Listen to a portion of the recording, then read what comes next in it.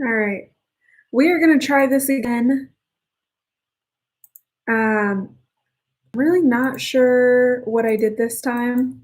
Um, it stopped me um, from like the previous live I was in because it said copyright again. I'm not sure exactly what happened to that one. Um,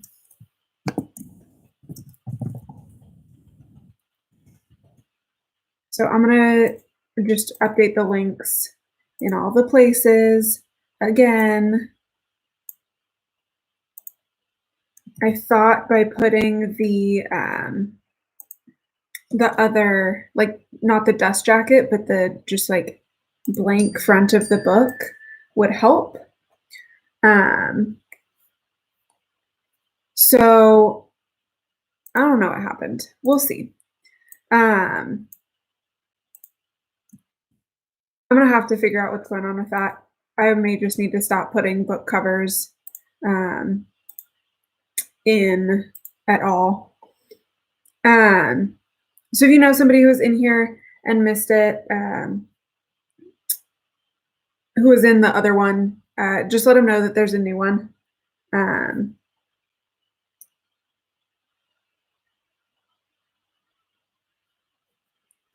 and that should help.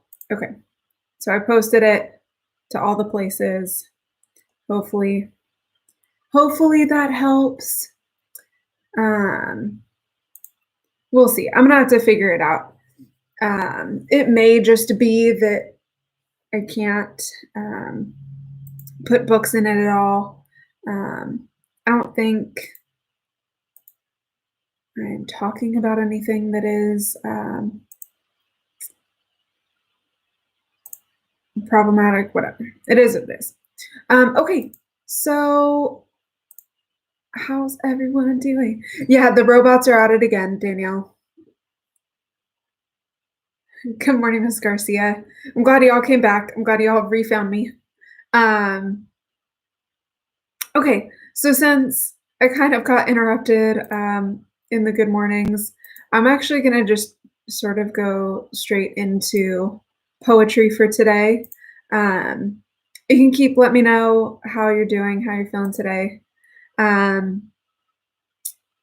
But so for our AP students in the chat, they've been doing those AP review sessions, and so far they've done a bunch of really old poems.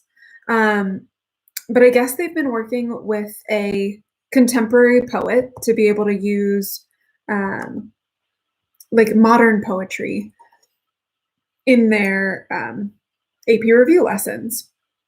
So today they actually, or yesterday maybe, they gave us a preview of what the poem would be. So if you follow the right people on Twitter, and of course I do, they put out a link to the poem that they're going to be using for practice today.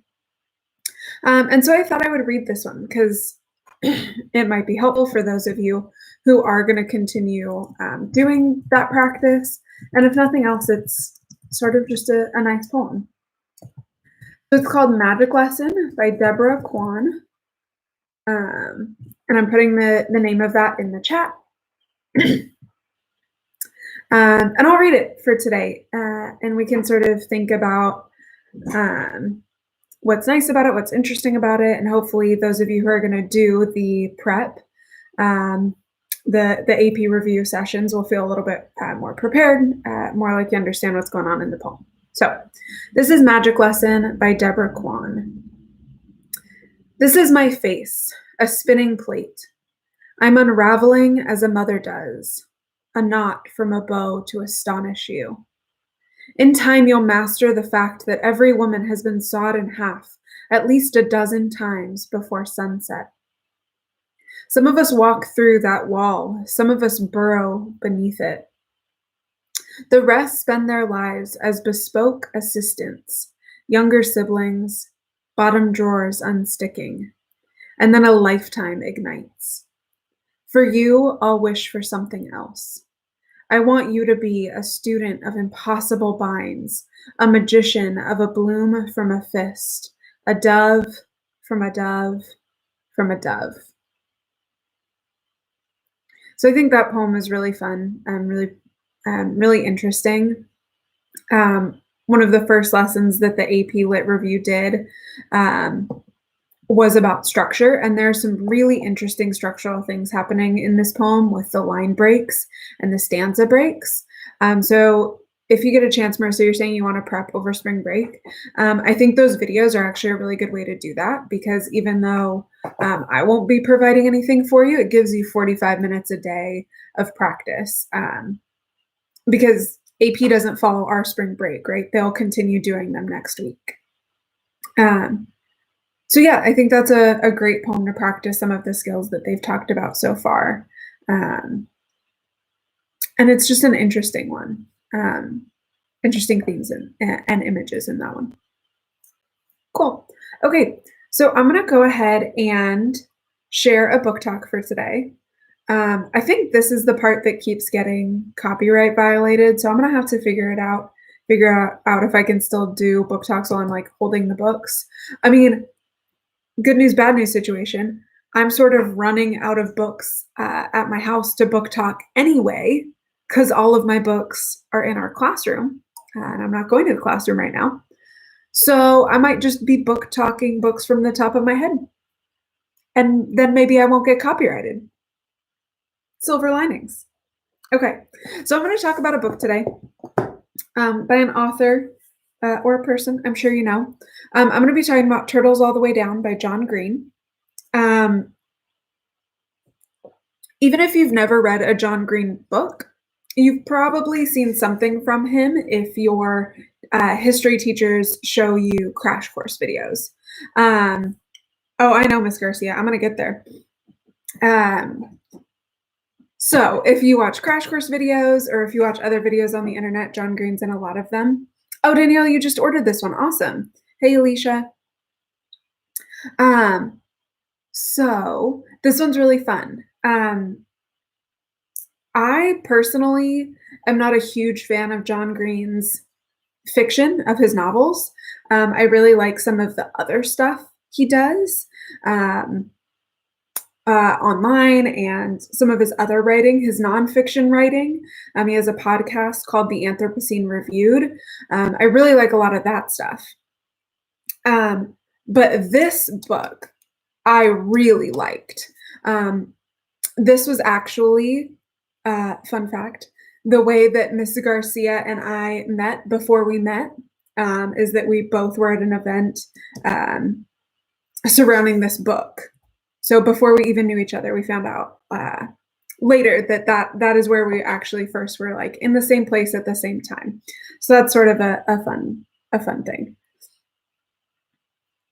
Yeah. So Danielle, if you've read The Fault in Our Stars or Paper Towns or some of his more popular, famous novels, this one is different in a lot of ways. So Turtles All the Way Down is about a teenager named Aza. And she has OCD, and in some ways really struggles with that part of her mental health. But she finds out that there is a billionaire who has gone missing. And she decides that because there's reward money that goes along with it, that she's going to solve this mystery of where this guy went and what happened to him. And in doing so, she meets the billionaire's son and becomes friends with him, especially as they try to solve this mystery. She really is trying to be this good detective, so it is like a mystery story, but in a lot of ways is prevented from being as good as she could be at solving this mystery because of her mental health, but also just from some of the normal things.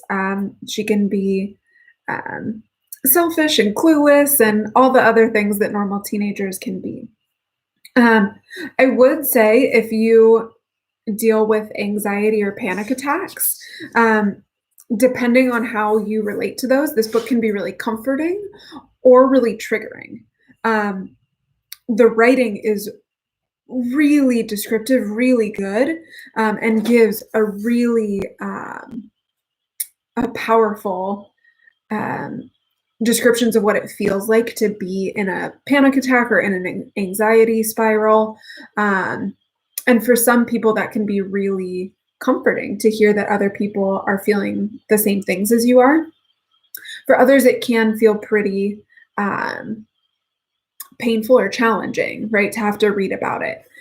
So just keep that in mind if you're in that situation. So I'm going to go ahead and read the first paragraph. I don't want to read too much because um, I don't want to get in trouble here. So this is the first page, turtles all the way down. At the first time I realized I might be fictional, my weekdays were spent at a publicly funded institution on the north side of Indianapolis called White River High School, where I was required to eat lunch at a particular time, between 12:37 p.m. and 1:14 p.m., by forces so much larger than myself that I couldn't even begin to identify them. If those forces had given me a different lunch period, or if the table mates who helped author my fate had chosen a different topic of conversation that September day, I would have met a different end, or at least a different middle. But I was beginning to learn that your life is a story told about you, not one that you tell. Of course, you pretend to be the author. You have to. You think, I now choose to go to lunch when the monotone beep rings from on high at 12:37, but really the bell decides. You think you're the painter, but you're the canvas. That's where I'm going to stop. Um, so I really like this book. I think it's fun. It is fast paced. Um, and not as like romancy as some of John Green's other books, which I really like. I really liked the more focused version of his writing, where he's really focusing on just this character and their inner life. Um, and it has the fun mystery element to it, so it does keep moving really nicely. So yeah, I really like this one. I really recommend it. I think some of us, Danielle, you said you just got it. I think you'll really like it. Yeah. Cool. All right. What last thoughts do we have? How are we feeling about spring break? I'm sure some of you are excited, but I know some of you have been talking about being really bored. So you might be nervous about spring break when nobody's going to give you assignments or whatever. How are we doing with spring break coming up? How are we feeling? Let me know in the chat.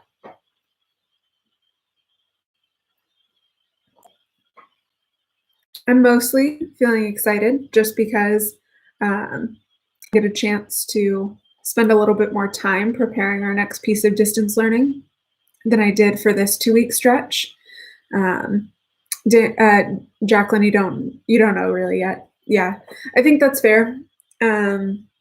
I'm hoping that with our passion project, you all will have a chance to um, do something that you like, right? You'll have some structure to think about. I'm going to accomplish this skill. I'm going to do this thing that's going to help me support one of my passions.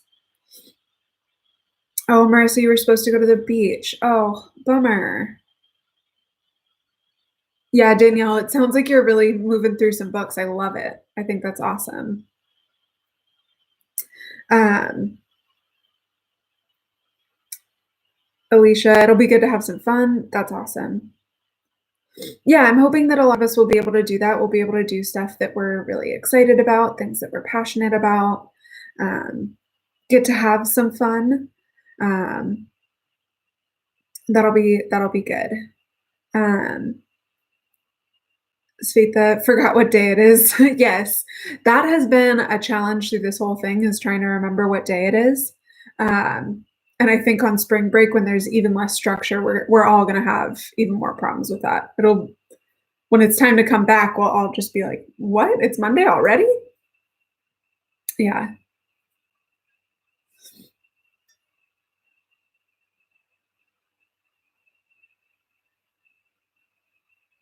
Oh, these are fun. Okay.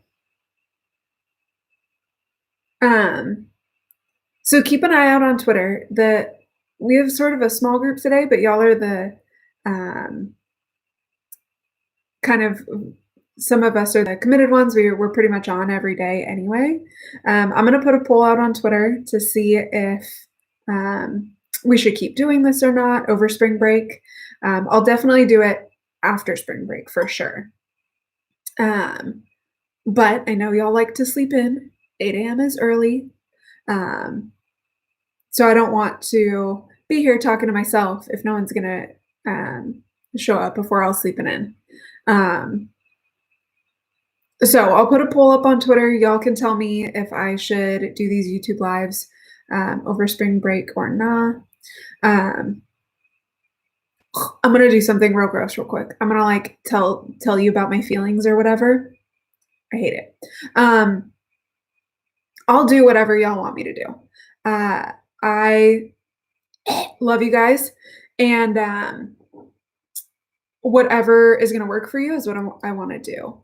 Um, I was thinking about it yesterday. I was reading a college essay from one of you, um, and this group of seniors, I taught a lot of you as freshmen, and then again as sophomores, and now again as seniors. I really am a Ravenclaw. It's very real. And so I've really seen a lot of you grow, even some of you that I haven't known as long.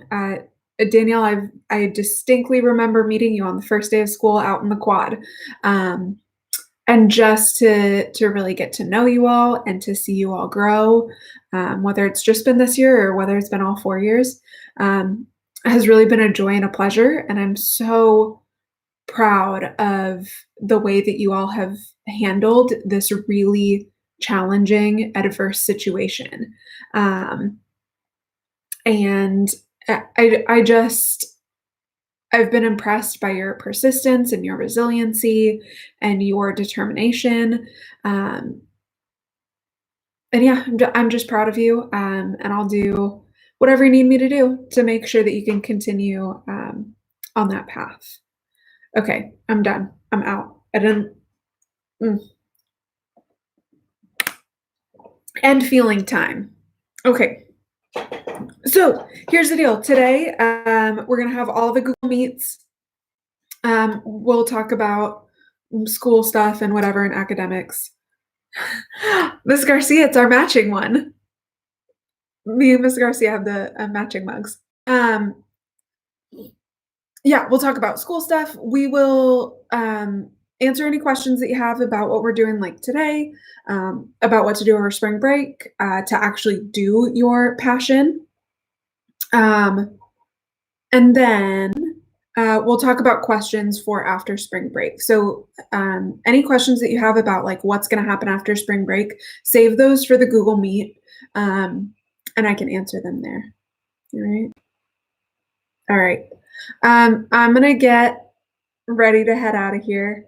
And I will see you all later. Oh, it's too mushy in here for me, y'all. It's too mushy. I'm out. I'm out. Y'all are too sweet, too nice.